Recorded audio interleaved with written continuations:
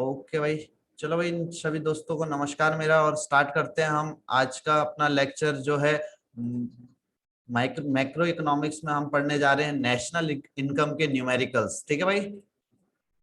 तो national income के आज हम न्यूमेरिकल्स पढ़ेंगे, तो थोड़ा समझेंगे।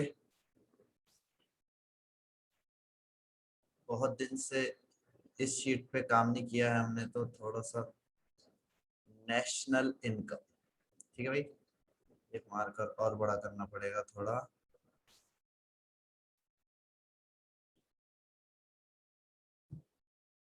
चलो भाई,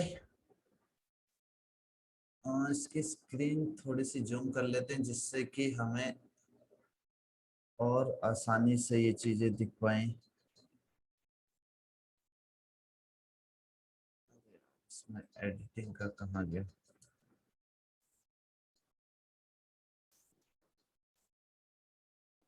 चलो छोड़ो यार, अपनी ना कॉपी पेन निकाल लेना सारे, क्योंकि आपको नोट करना पड़ेगा। ठीक है,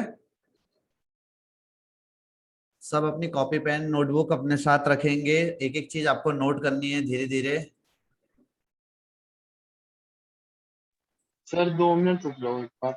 हाँ निकाल लो। कोई नहीं, मैं आपको 1 मिनट पूरा दे रहा हूँ। उसके लिए आप अपने लिए एक अच्छा सा रजिस्टर निकाल के रखें, क्योंकि भाई ये चीजें बार बार नहीं करोगे आप। एक बार करोगे तो अब अगली बार पता नहीं फिर नेक्स्ट टाइम कब होगा ये चैप्टर। जनवरी फरवरी के टाइम पे, क्योंकि काफी इंपॉर्टेंट चैप्टर है। तो इसके नोट्स आपके पास प्रॉपर होने जरूरी हैं। तो सभी बच्चे अपने अपने नोटबुक निकाल के रख लीजिए। नेशनल इनकम के आज हम करने जा रहे हैं न्यूमेरिकल्स।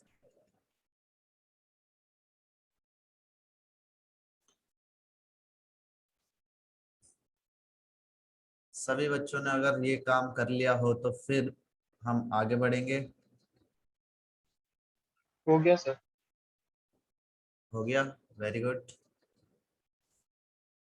चलो भाई, अब देखो भाई, एक नेशन की इनकम को कैलकुलेट कर रहे हैं हम। तो सबसे पहले हम समझेंगे नेशनल इनकम को कैलकुलेट करने के कितने मेथड्स हैं। तो देखो भाई, नेशनल इनकम आपकी कैलकुलेट होती है 3 मेथड से।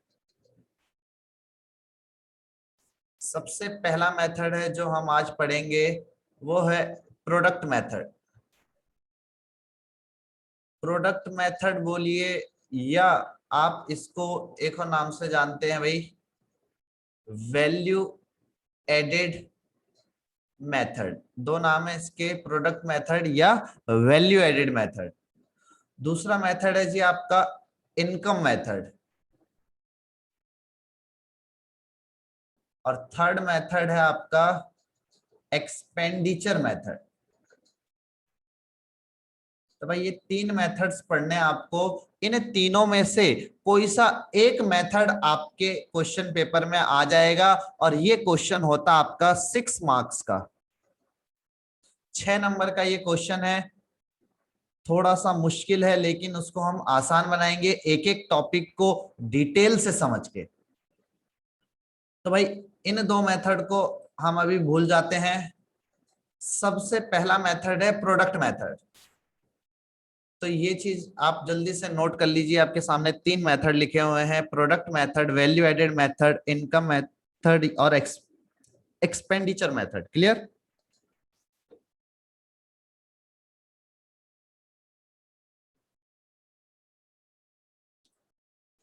ये तीनों मेथड भाई, राइटिंग बड़ी साफ लिखना, कोई चीज गलत मत लिखना, जिससे आपको इन फ्यूचर अगर आप अपना रजिस्टर खोलो तो समझने में आपको प्रॉब्लम हो, ऐसी समस्याएं उत्पन्न ना हो भैया।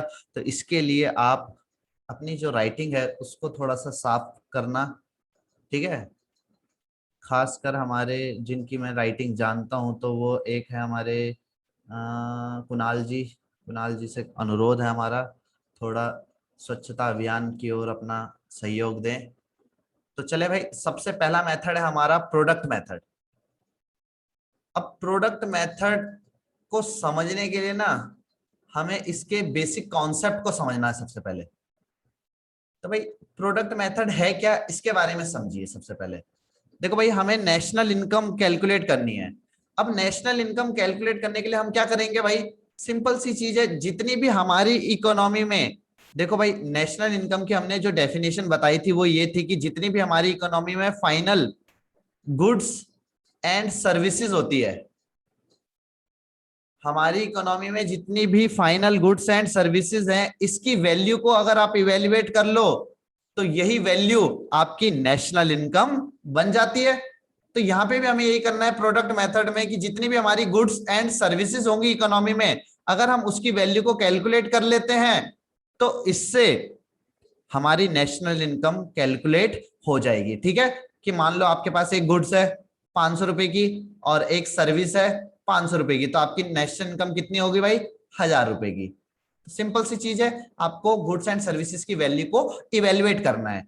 लेकिन इसकी वैल्यू को हम कैसे इवेल्युएट करते हैं, इन सारे कॉन्सेप्ट्स को हमें यहां पे डिटेल से समझना है। ठीक है भाई, अब देखो इतनी चीज आपको आ गई समझ के, हमें गुड्स एंड सर्विसेज की वैल्यू को इवेल्युएट करना है और इसी गुड्स एंड सर्विसेज को प्रोड्यूस करने के लिए, इकोनॉमी में प्रोडक्शन करने के लिए आपको,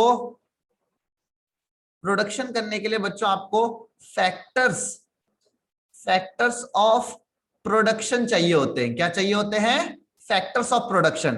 तो प्रोडक्शन के 4 फैक्टर्स आपको मैंने पिछली क्लासेस में बताए थे कि प्रोडक्शन के 4 फैक्टर्स हैं, जिसमें सबसे पहला आता है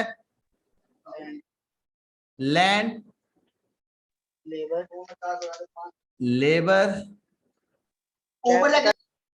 ठीक है मैं लिख दूंगा यार, तुम्हारी आवाज बड़ी तेज आ जाती है कभी कभी। लैंड, लेबर, कैपिटल और चौथा होता है हमारा एंटरप्रेन्योर। ये 4 फैक्टर हैं आपके, जिन्हें हम प्रोडक्शन के फैक्टर्स बोलते हैं। ठीक है भाई, अब इन प्रोडक्शन के फैक्टर्स को हम इसके बदले क्या देते हैं? रिवॉर्ड। उनके मेहनताना देते हैं कि भाई लैंड के बदले हमने दे दिया रेंट, लेबर के बदले हमने पे किया भैया वेजेस, कैपिटल के बदले हमने पे किया इंटरेस्ट, और एंटरप्रेन्योर को मिलता है प्रॉफिट। कुछ बच्चे बोलते हैं भैया एंटरप्रेन्योर रिस्क टेकर होता है, इसको प्रॉफिट के साथ लॉस भी तो मिलना चाहिए। तो मैंने आपको ये बात पहले भी समझाई कि भैया कोई प्रोड्यूसर इकोनॉमी में ये सोच के प्रोडक्शन नहीं करता कि भाई मैं आज प्रोडक्शन कर रहा हूं तो कल ही मुझे क्या हो जाए भाई? लॉस हो जाए। तो लॉस के मोटिव से कभी कोई प्रोड्यूसर प्रोडक्शन नहीं करता। अब ये रेंट, वेजेस, इंटरेस्ट, प्रॉफिट है जो फैक्टर्स ऑफ प्रोडक्शन को दिया जाता है। अब जब आप इसको ऐड करोगे टोटल, तो टोटल करने पे जो आपको इनकम मिलेगी, उस इनकम को हम फैक्टर इनकम बोलते हैं। कौन सी इनकम बोलते हैं बच्चों? फैक्टर इनकम, क्योंकि फैक्टर्स के बदले जो इनकम मिल रही है उसे फैक्टर इनकम बोलेंगे। या हम बोल सकते हैं कि फैक्टर को पे की जाने वाली कॉस्ट, इसलिए हम इसे फैक्टर कॉस्ट के नाम से भी जानते हैं। यहां तक बात समझ आती है? हाँ या ना में जल्दी से थंब दिखा दीजिए भैया कि आया समझ में या नहीं। 4 फैक्टर्स हैं, उन फैक्टर्स के बदले जो उनको रिवॉर्ड मिल रहा है उसे हम फैक्टर इनकम या फैक्टर कॉस्ट बोलते हैं। क्लियर? समझ में आता है सबको? Very good. तो भैया आकाश जी, आपका कोई डाउट है? नहीं भैया।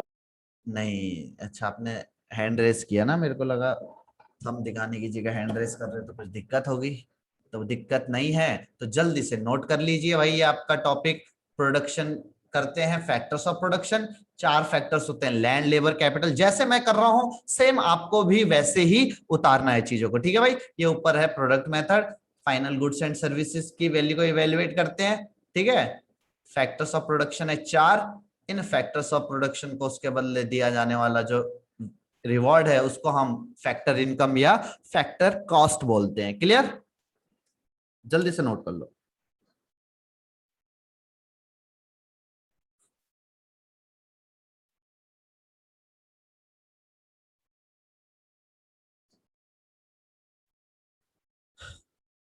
हो गया भाई नोट? जी भैया। सर 1 मिनट रुको। ठीक है भाई, 1 मिनट रुक जाएंगे हम, कोई दिक्कत नहीं, हम तो आराम से पढ़ेंगे भाई, बहुत डिटेल से पढ़ाऊंगा मैं एक एक चीज आपको, कोई दिक्कत ही नहीं है तुम्हें। हो गया सर। वेरी गुड, हो गया तो बहुत अच्छी बात। अब देखो भाई, इकोनॉमिक्स टर्म में फैक्टर कॉस्ट का जो पूरा नाम होता है, फैक्टर कॉस्ट या फैक्टर इनकम का जो पूरा नाम होता है बच्चों, इसका पूरा नाम है net value added at factor cost. तो देखो बच्चों, इसका पूरा नाम जो होता है, फॉर्मूला जो है इसका, वो है net value added at factor cost. तो आपको यहां से तीन नए टर्म्स मिलते हैं, net value added at factor cost. तो इनको हमें एकदम डिटेल से समझना है, यहाँ पे क्या होता है नेट, क्या होता है वैल्यू एडेड, और क्या होती है फैक्टर कॉस्ट। तो सबसे पहले आप ये नोट कर लीजिए भाई, फैक्टर कॉस्ट का जो पूरा नाम होता है वो है net value added at factor cost.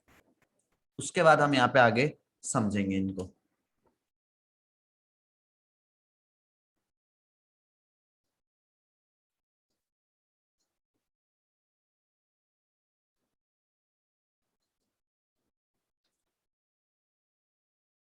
हर्षित जी का ज्वाइन नहीं हो रहा है, क्या करें इनका। लिख लिया भाई सबने, net value added at factor cost. अब देखो बच्चों, आपको यहाँ पे तीन चीजें मिलती हैं। एक मिलता है नेट, एक है वैल्यू एडेड, और एक है आपका फैक्टर कॉस्ट। इन तीनों चीजों को आपको एकदम डिटेल से समझना है, एक एक करके। सबसे पहले है नेट। तो सबसे पहले हम यहाँ पे डाल लेते हैं भाई अगला टॉपिक।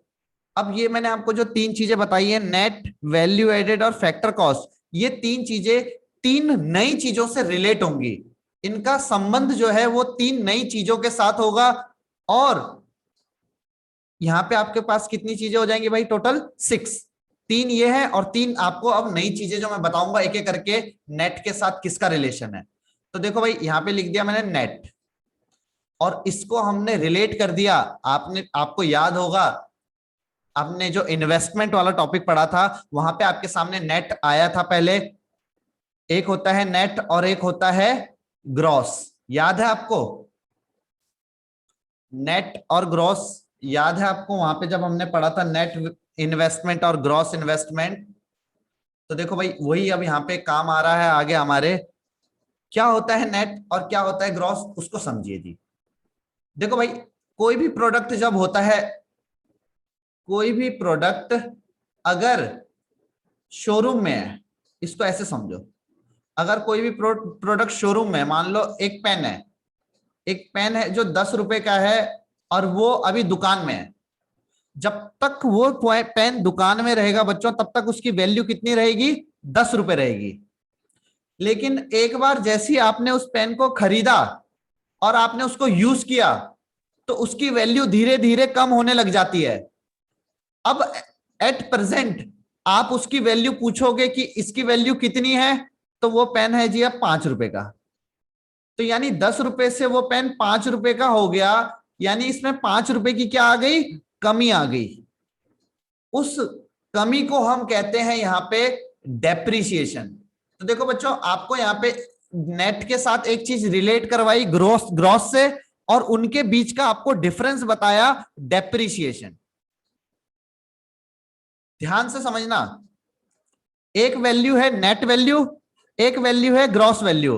मैंने कहा पेन था 10 रुपए का, अब हो गया 5 रुपए का।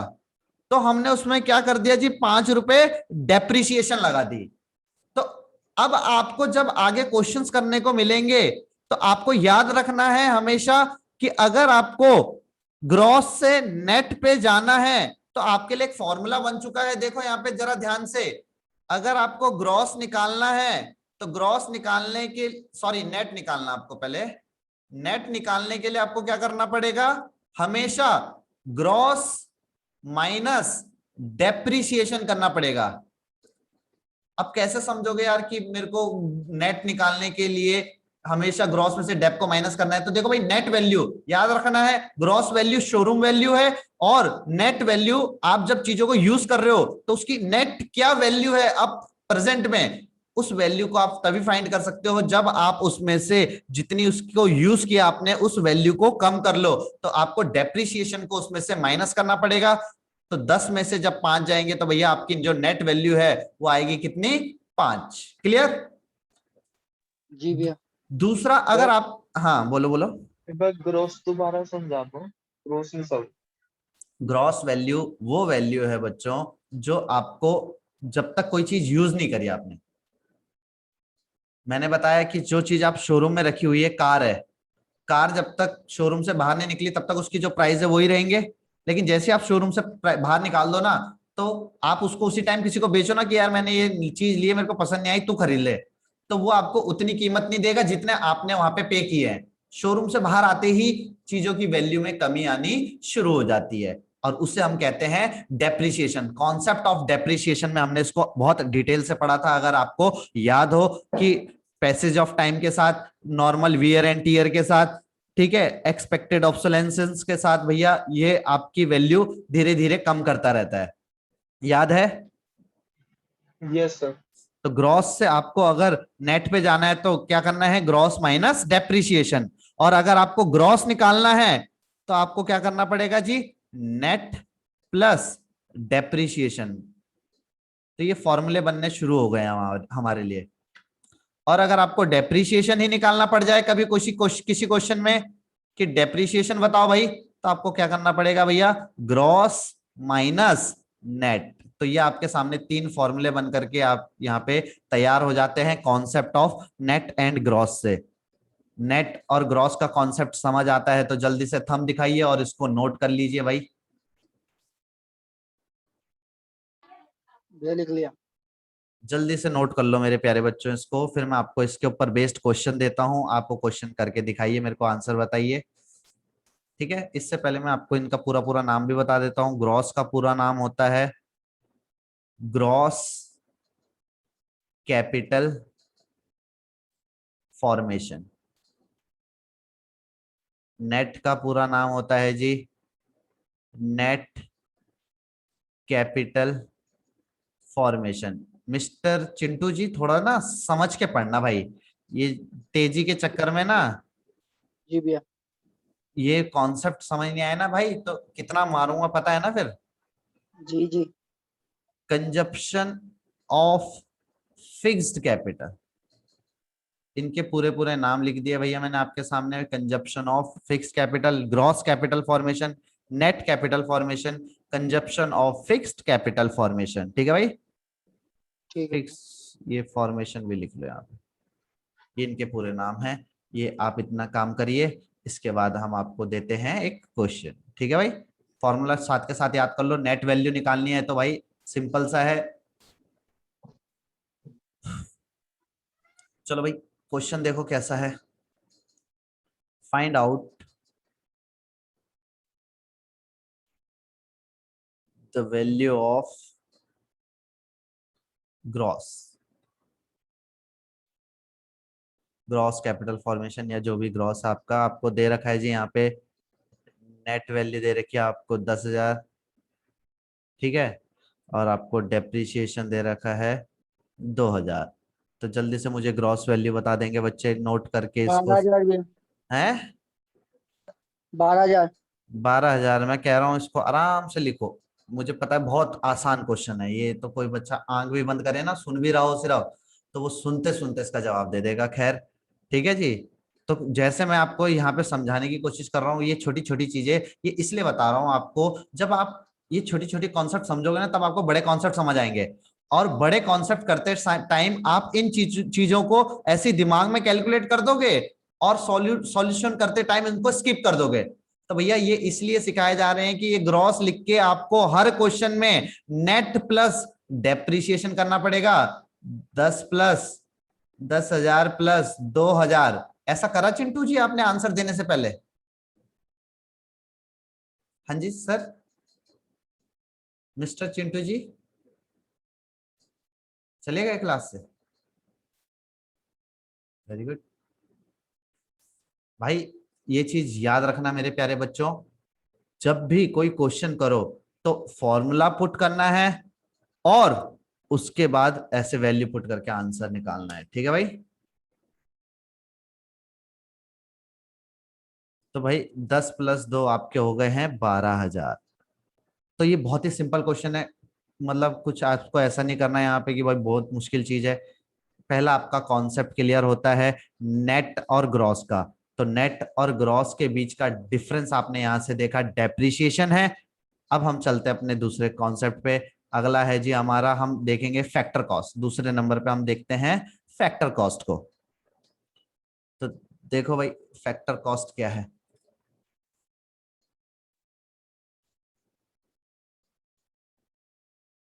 फैक्टर कॉस्ट, और इसको हम रिलेट करेंगे बच्चों, एक चीज है जिसका नाम है मार्केट प्राइस। ध्यान से समझना। देखो भाई कोई भी चीज जब प्रोड्यूस होती है तो वो फैक्ट्री में प्रोड्यूस होती है। कहां पे प्रोड्यूस होती है मेरे प्यारे बच्चों? फैक्ट्री में। अब जब कोई चीज फैक्ट्री में प्रोड्यूस होती है और वो मार्केट में जाकर के सेल होती है, हम लोग कहां से खरीदते हैं, फैक्ट्री से या मार्केट से? हम लोग खरीदते मार्केट। हैं बच्चों मार्केट से। Very good. तो मार्केट से जब हम खरीदते हैं, और कभी कभी हम सुनते हैं कि ना, कोई दोस्त नहीं होता, यार मैं तो ना ये बैट लाया हूं फैक्ट्री से लेके आया हूं सीधा, और बड़ा सस्ता पड़ गया मेरे को फैक्ट्री से। सुनते हो तुम ये लाइनें कभी कभी कि मैं पटाखे लेके आया भाई फैक्ट्री से सीधा? है ये लाइनें जी आपने सर। सुनी होंगी बहुत बारी कई लोगों से कि मैं तो जीन्स लाया जी फैक्ट्री से लाया, मेरे चाचा की फैक्ट्री है, वहां सस्ते मिलते हैं जी। तो ये फैक्ट्री में सस्ता होता है, लेकिन मार्केट में आते ही चीज महंगी क्यों हो जाती है भाई? कभी सोचा है? प्रॉफिट जीएसटी की कमाने वजह के से। लिए। एक एक करके यश जी आप बताइए चलो। जीएसटी की वजह से। जीएसटी, तो भाई ने एक वर्ड बोल दिया भाई खतरनाक सा, GST, goods and service tax. ठीक है भाई। तो ये चीज एकदम सही बात बोली भाई ने कि कोई भी चीज जब फैक्ट्री में प्रोड्यूस होती है तो उस टाइम पे उस पर टैक्स नहीं लगता। जब वो फैक्ट्री से मार्केट में आती है तो उस पर टैक्स लगता है, जिसे हम कहते हैं बच्चों नेट इनडायरेक्ट टैक्स। तो आपको यहां पे दो चीजों के बीच में एक डिफरेंस पता चल गया, नेट इनडायरेक्ट टैक्स। क्लियर? अब देखो समझो जरा ध्यान से। सर ये दोबारा रिपीट कर दो, आपके बाद ही चलेगी तो पता अच्छा ठीक है जी, ध्यान से समझो कि कोई चीज थी फैक्ट्री में 100 रुपए की। कोई चीज फैक्ट्री में 100 रुपए की थी, लेकिन जैसे ही चीज मार्केट में पहुंची तो वो 150 रुपए की हो गई। कितने रुपए की हो गई भैया? 150 रुपए की। तो ऐसा क्या हुआ जी, हमने उस पे 50 रुपए इनडायरेक्ट टैक्स लगा दिया। क्या लगा दिया हमने उस पे? Net indirect tax. अब ये नेट इनडायरेक्ट टैक्स होता क्या है इसको समझेंगे। तो देखो बच्चों सबसे पहले आप नेट इनडायरेक्ट टैक्स को क्लियर कर लो अपना। नेट इनडायरेक्ट टैक्स, इसको निकालने के लिए आपको क्या करना है बच्चों? सबसे पहले इनडायरेक्ट टैक्स, सरकार हम पे जो टैक्स लगाती है किसी भी चीज पे, वो इनडायरेक्ट टैक्स होता है कि जिस पे लगाया जाता है वो टैक्स वो ना पे करके कोई थर्ड पर्सन उसको पे करता है, उसे हम इनडायरेक्ट टैक्स कहते हैं। फॉर एग्जाम्पल कि आपने बोला जी मैं एक बैट लेके आया, बैट की कॉस्ट थी 100 रुपए, लेकिन फैक्ट्री के मालिक पे सरकार ने 50 रुपए का टैक्स लगाया। वो टैक्स फैक्ट्री के मालिक ने ना पे करके उसने शिफ्ट कर दिया वो किस पे? कंज्यूमर्स पे। टैक्स तो लगा था फैक्ट्री के मालिक पे, लेकिन उसने खुद ना पे करके वो चीज अपने प्रोडक्ट में ऐड करके कंज्यूमर से खरीद ली। तो वो जो 50 रुपए पे किया वो किसने पे किया भाई? हमने पे किया। सरकार ने लगाया था उस पे हमने किया। तो ये कैसा टैक्स हुआ? ये हुआ भैया हमारा इनडायरेक्ट। अगर सरकार डायरेक्ट हम पे लगाती है जो टैक्स, वो अगर हम खुद पे करें तो वो है डायरेक्ट टैक्स। जैसे मेरी इनकम पे लगने वाला टैक्स एक डायरेक्ट टैक्स है, लेकिन जो टैक्स दूसरे पे शिफ्ट किया जा सके वो इनडायरेक्ट टैक्स कहलाता है। और जितनी भी गुड्स एंड सर्विसेज प्रोड्यूस होती है, इन सब पे जो टैक्स लगता है उसे हम कहते हैं इनडायरेक्ट टैक्स। क्लियर? तो देखो भाई सरकार का फंडा है सिंपल सा, सबसे पहले वो आप पे लगाती है एक टैक्स जिसे हम कहते हैं इनडायरेक्ट टैक्स, और उसके बाद आपको थोड़ी बहुत सब्सिडी प्रोवाइड कर देती है। क्या प्रोवाइड करती है जी? आपको सब्सिडी। तो आपको इनडायरेक्ट टैक्स लगाया मान लो 70 रुपए, और उस पे 20 रुपए की सब्सिडी दे दी, तो आप पे एक्चुअल में टैक्स लगा कितना? आप पे टैक्स लगा जी 50 रुपए, और उसे हम कहते हैं net indirect tax. Indirect tax का मतलब जो सरकार ने टैक्स लगाया, लेकिन नेट एक्चुअल में लगा कितना हम पे? सरकार ने तो 70 रुपए लगाया था, लेकिन लगा हम पे 50 रुपए, क्योंकि उस पे 20 रुपए सरकार ने क्या प्रोवाइड करी? हमें सब्सिडी दे दी। कॉन्सेप्ट समझ में आया? हाँ या ना में जवाब दे दीजिए जल्दी से। जल्दी से थंब दिखा दीजिए भाई अपने अपने। स्पीड में किया करो भाई ये काम। हिमानी जी, कुणाल जी।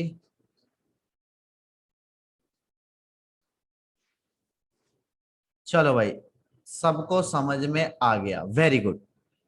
नेट इनडायरेक्ट टैक्स आपको निकालना आ गया।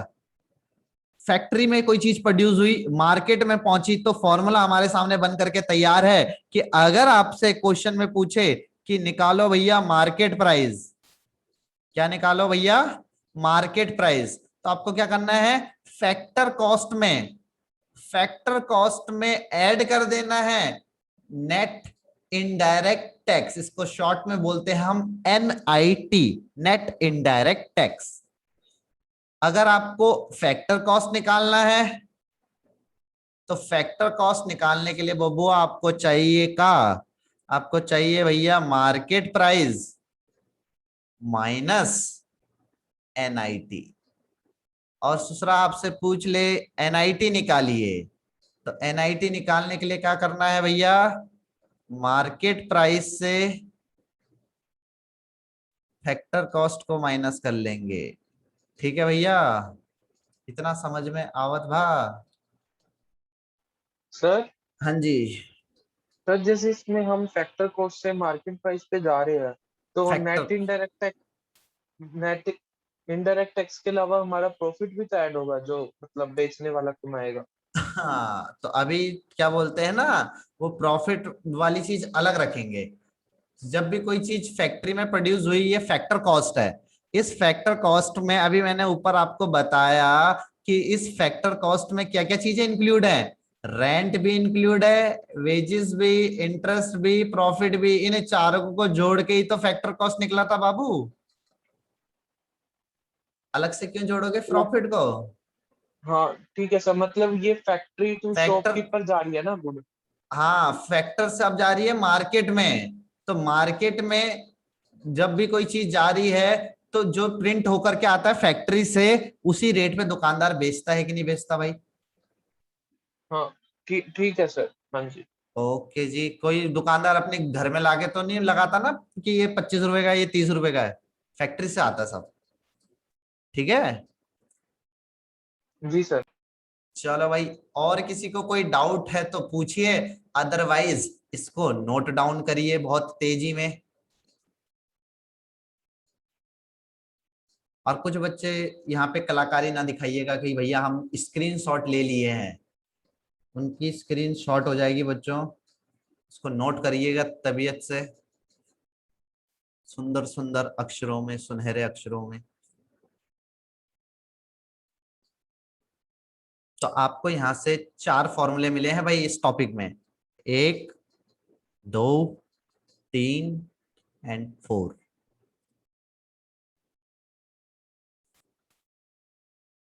क्लियर है सबको।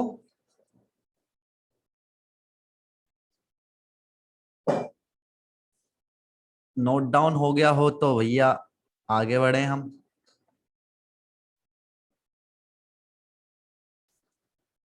पहले समझना, ठीक है भाई, बीच बीच में नोट मत करने लग जाना। पूरा टाइम देंगे आपको नोट करने का भी। समझो चीजों को बहुत आराम से। हफ्ते में दिन।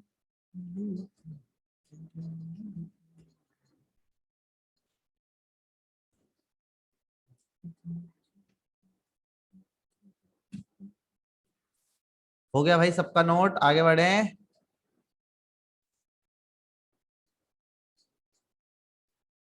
चलो भाई, अब आपको देंगे हम क्वेश्चन।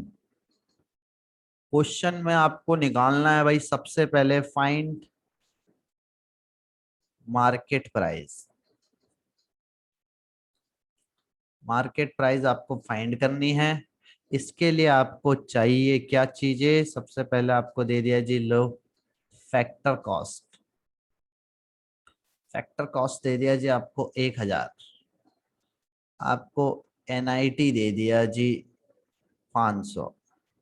तो आप जल्दी से मार्केट प्राइस निकाल लेंगे। फिर आपको एक और क्वेश्चन दिया जा रहा है, find factor cost. Factor cost आपको निकालना है भैया। तो आपको दे दिया भाई, सबसे पहले आपको दे दिए हम सब्सिडी 1000। दूसरा आपको दे दिए NIT, सॉरी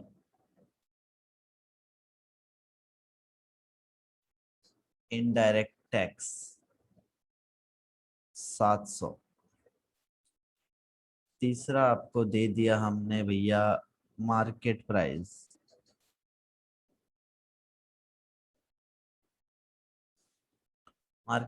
हमने दिया है आपको 5000। तो जल्दी से मुझे इन दोनों क्वेश्चंस के आंसर कमेंट सेक्शन में लिख के बताइए भैया।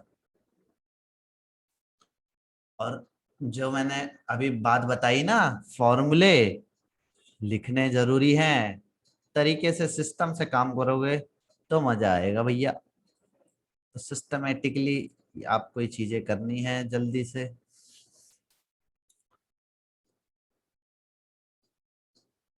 लगी रहे यूं भैया आसमां की। सेकंड में क्या लिखा है?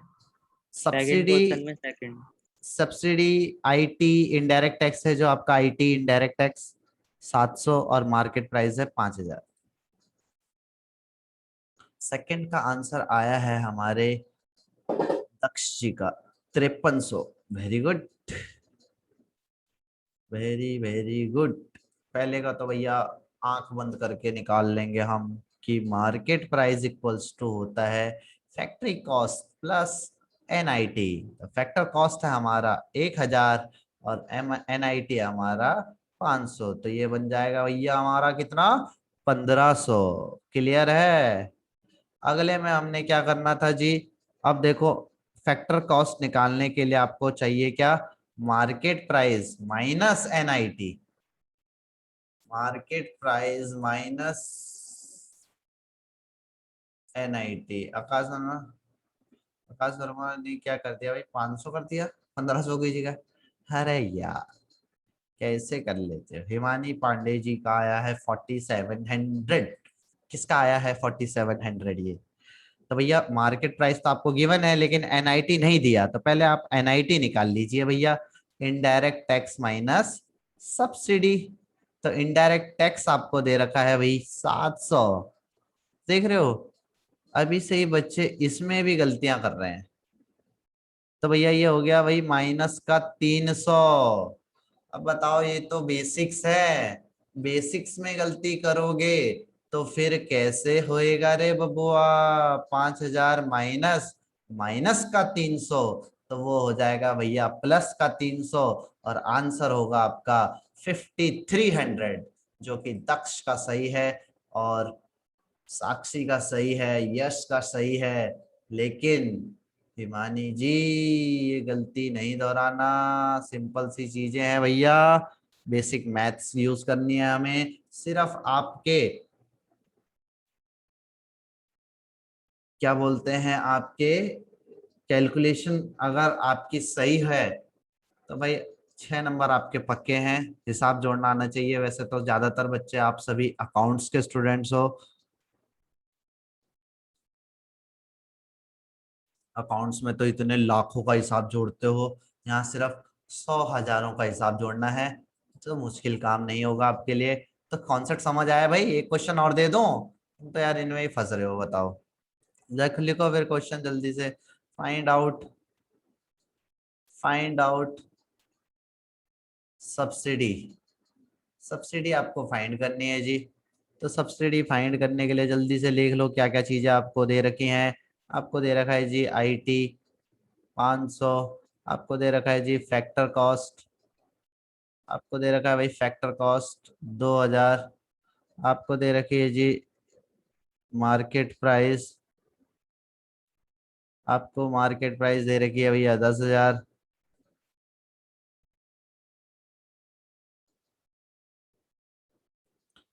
जल्दी से बता दो भाई कि सब्सिडी क्या होगी। जो सा बच्चा बताएगा भाई, उस बच्चे को हम अपनी बुद्धिमानी की रैंक में पहले नंबर पे रखेंगे क्लास में, जो सबसे पहले आंसर देगा और तरीके से सिस्टम से चीजों को फॉलो करके फॉर्मूले लिख के आंसर बताएगा। ये नहीं कि दिमाग में हमें इतना ज्यादा बच्चा होशियार भी नहीं चाहिए जो इतनी तेज कैलकुलेट कर सके इन चीजों को। आराम से करो, पूरा समय है आपके पास। कम से कम नहीं तो 4 क्लासेस तो हमें लगेंगी सिर्फ एक मेथड को करने में। बहुत तसल्ली से पढ़ाता हूँ मैं ये टॉपिक कि बच्चों को पूरा समझ आए, कॉन्सेप्ट्स एकदम क्लियर रहे बच्चों के। नहीं तो रट्टाफिकेशन क्या है, मैं आपको एक दिन सारे फॉर्मूले लिखवा दूंगा और दूसरे दिन 2 न्यूमेरिकल करवा दूंगा, हो गया जी, चलो जय राम की। रटना नहीं है, समझना है चीजों को। मिस्टर कुणाल, आपको समझ में आ रहा है?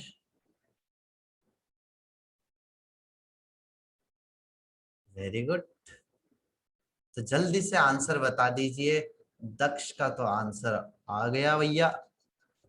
देखेंगे कि आंसर सही है या गलत है। लगी रहे यूं आस-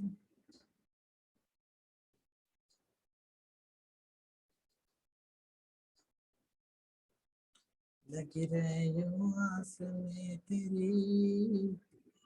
आयुषी का आया है -7500 और आकाश का आया है, और कुणाल का प्लस में 7500, आकाश का 8500, त्यागी जी का -7300, साक्षी जी का 7500, हिमानी जी का माइनस। अब भैया ये तो बेसिक्स है, बेसिक में ऐसा हाल हो रहा है, सबके ये अलग आंसर आ रहे हैं भाई।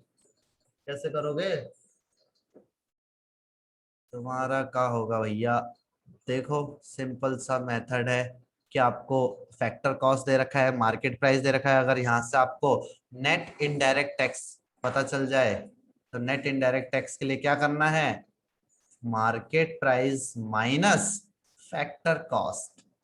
तो भैया मार्केट प्राइस है हमारा 10,000 और फैक्टर कॉस्ट है हमारा 2,000। तो ये आ गया भैया NIT 8,000। NIT पता चल गया। अब जल्दी से NIT equals to indirect tax minus subsidy वाला फॉर्मूला लगा लो। तो आपको ये दो वैल्यू पता है, यहाँ पे 8,000, IT है आपका 500 और ये है हमारा सब्सिडी। अरे बाप रे, ये तो खतरनाक वैल्यू आ गई है भैया। हैं, सब्सिडी हम ऐसे लिख लें तो भाई आंसर आ रहा है माइनस में आ रहा है। ये तो आंसर भाई गलत काम कर दिया क्या हमने? 8,000 माइनस का है और प्लस का है 500, तो भाई सब्सिडी आ गई आपकी 7,500। सही है जी, प्लस एक सेकेंड, 7,500 हमारा आंसर आ रहा है। तो कितनों का आंसर 7,500 है भाई?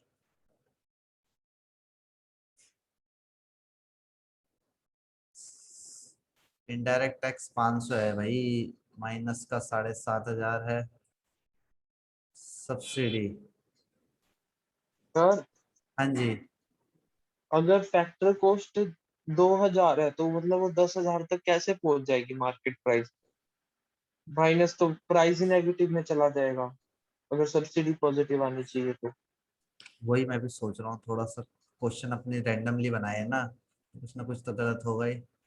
फैक्टर क्योंकि कॉस्ट सर था दो हमारा 2,000 में से 500 प्लस करोगे तो 2,500 हो गए और सब्सिडी लग गई तो और प्राइस कम हो जाएगा, फिर मार्केट प्राइस तक तो पहुंचेगा ही नहीं। सही कह रहे हो आप। यहाँ पे हमें ना IT की जगह सब्सिडी रखना चाहिए था इसको क्वेश्चन में। चलिए, हम्म। कोई नहीं, थोड़ा सा क्वेश्चन पेचीदा था, हमने पेचीदा खुद से भी बनाया इसे। चलो अगला क्वेश्चन करके देखते हैं, एक और क्वेश्चन ट्राई करते हैं। तो 7,500 माइनस में वैसे आंसर आ रहा है इसका, लेकिन वो गलत होगा। ठीक है भाई, 200 का डिफरेंस आ रहा है त्यागी जी का, कोई नहीं त्यागी जी, तो क्वेश्चन ही गलत हो गया। तो भाई अगला क्वेश्चन आप निकाल लो, इसमें इनडायरेक्ट टैक्स निकाल लेंगे हम। इनडायरेक्ट टैक्स निकालना है आपको, तो आपको जो वैल्यू दे रखी है वो है, मार्केट प्राइस आपको दे रखा है 1200, फैक्टर कॉस्ट आपको दे रखा है 800। ठीक है भाई। और क्या बोलते हैं, सब्सिडी, सब्सिडी आपको दे दी है कितनी, 50। तो भाई इसका तो आंसर हम इजीली निकाल ही लेंगे, अब जल्दी से निकाल लो। और सबका आंसर सेम आना चाहिए भाई, इसमें ज्यादा उलट पुलट ना हो।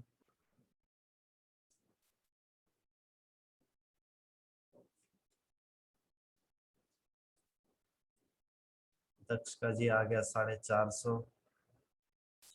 चलो भाई चेक कर लेते हैं एक बार और किस किस का 450 आ रहा है।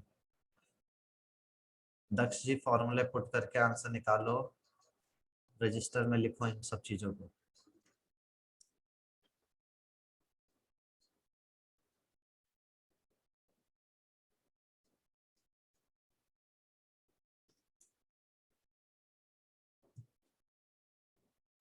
चलो भाई आयुषी जी का भी 450 आ गया है।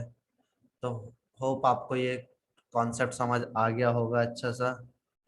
ठीक है भाई, सबका ही 450 आ रहा है तो आंसर एकदम सही है, फिर 450 है हमारा।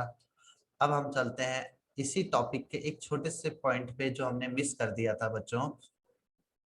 यहाँ पे आपको एक चीज और समझनी है, कभी कभी ये आपको इनडायरेक्ट टैक्स ना दे करके, इनडायरेक्ट टैक्स ना दे करके उसके अदर नेम्स दे देता है, या हम बोल सकते हैं इसे टाइप्स ऑफ इनडायरेक्ट टैक्स। तो टाइप्स ऑफ इनडायरेक्ट टैक्स में क्या क्या आएगा आपका, जरा समझिए। कितने टाइप्स हैं इसके। इसमें सबसे पहला आता है एक्साइज ड्यूटी, इंपोर्ट ड्यूटी। ठीक है। एक आता है आपका सर्विस टैक्स। ठीक है जी। और है आपका excise, import duty, service tax, value added tax. ठीक है। एक प्रोडक्शन पे जो टैक्स लगता है, प्रोडक्शन वाला टैक्स, अगर आपको याद हो अकाउंट्स के बच्चों को, तो उसको क्या कहते हैं हम, प्रोडक्शन पे जो टैक्स लगता है प्रोडक्शन करते टाइम, मेरे को नाम याद नहीं आ रहा उसका, एक और नाम है उसका, excise, import, service tax, value added tax. और किसी को पता है बच्चों, प्रोडक्शन करते टाइम जो टैक्स लगता है, प्रोडक्शन का जो टैक्स है।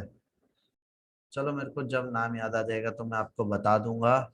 और एक और टैक्स आपका GST, goods and service tax. तो जरा ध्यान से समझेंगे बच्चों, अगर आपके पर्टिकुलर्स में, आपके पर्टिकुलर्स में ये 4 टैक्स दे रखे हैं, ये 4 टैक्स बच्चों आपके आज के टाइम में, इन चारों के बदले एक सिंगल टैक्स यूज होता है जिसे हम कहते हैं जीएसटी। इन सबको हमने खत्म कर दिया और अब जीएसटी ले आए।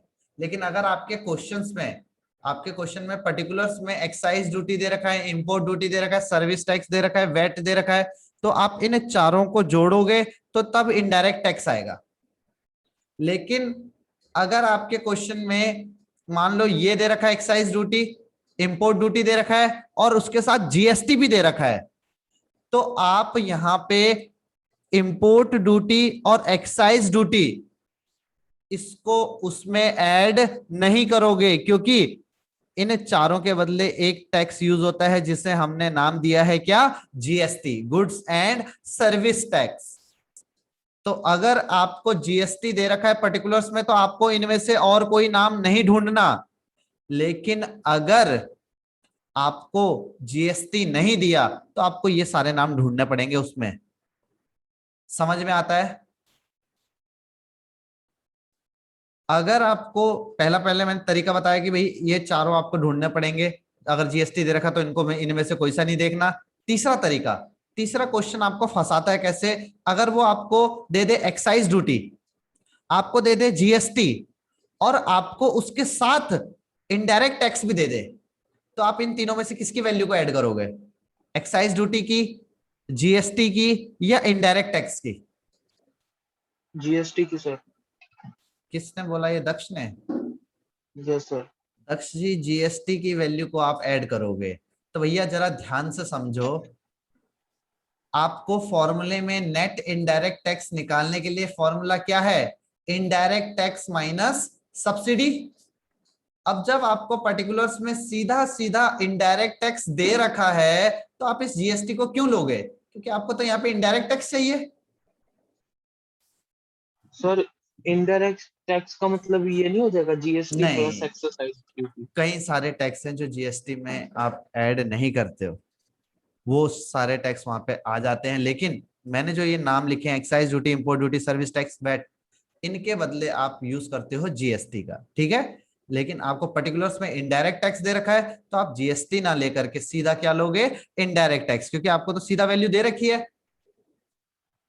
तो यहाँ ठीक पे ठीक है सर। आपको तीसरे यहाँ पे फंसाता है वो ये क्वेश्चन। अब देखो भाई, कुछ क्वेश्चन दे रहा हूं, इनको करके देखिए। Find out market price. Market price आपको फाइंड करनी है। आपको दे रखा है जी फैक्टर कॉस्ट। फैक्टर कॉस्ट आपको दे रखा है भैया 1000। आपको सब्सिडी दे रखी है जी 200। आपको एक्साइज ड्यूटी दे रखा है 400।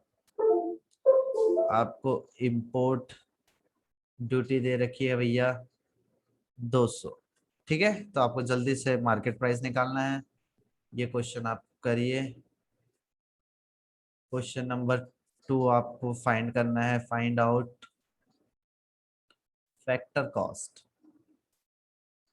फैक्टर कॉस्ट आपको निकालना है। यहाँ पे आपको दे रखा है जी मार्केट प्राइस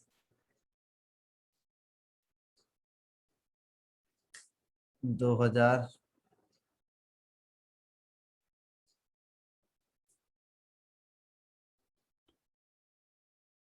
सब्सिडी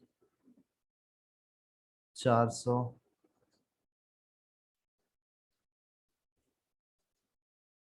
वेट दे रखा है आपको 100, इंपोर्ट ड्यूटी दे रखी है 200 और जीएसटी दे रखा है 500। तो जल्दी से आप यहाँ से वैल्यू निकाल लेंगे, दोनों फैक्टर कॉस्ट और ऊपर मार्केट प्राइस। तो क्वेश्चन नंबर डाल देता हूँ मैं आपके लिए 1 और 2 करके आप इसका आंसर दे दीजिए जल्दी से।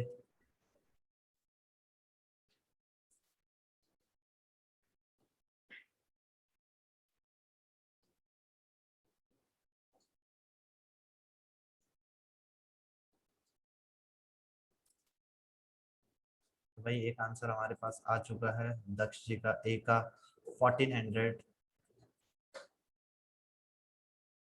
फर्स्ट का 1400 है भाई, तो आंसर एकदम सही है। मतलब सभी का ही 1400 आ रहा है भाई।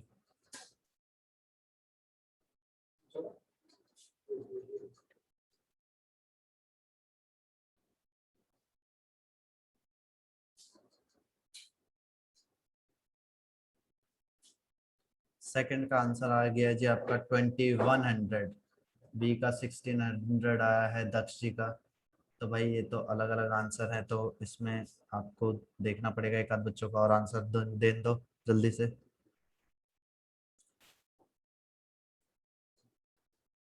देखो भाई क्लास का टाइम ओवर हो रहा है, तो मैं ही करवा देता हूँ आपको एक क्वेश्चन। फैक्टर कॉस्ट आपको निकालना है, इसके लिए मार्केट प्राइस माइनस एनआईटी करना पड़ेगा।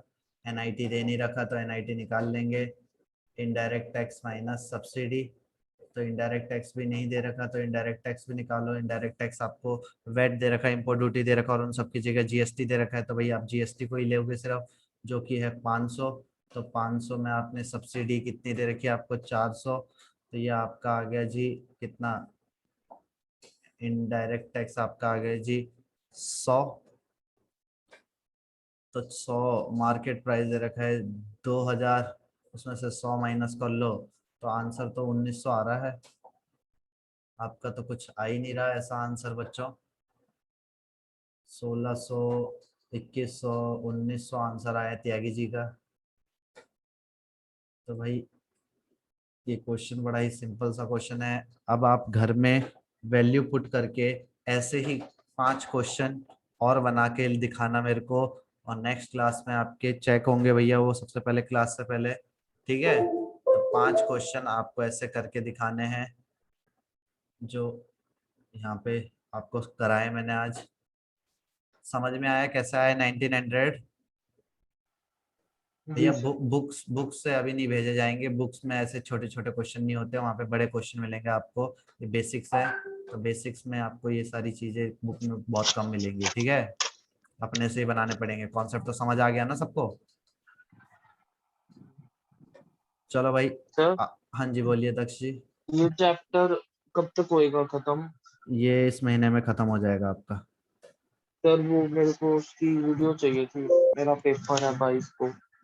चलो कोई होगा। नहीं, अभी आप तब तक क्लास लो तब मैं भेजता हूँ आपको, ठीक है। तो मैं वो मैं- करने थे 3 वही मेन है इसलिए।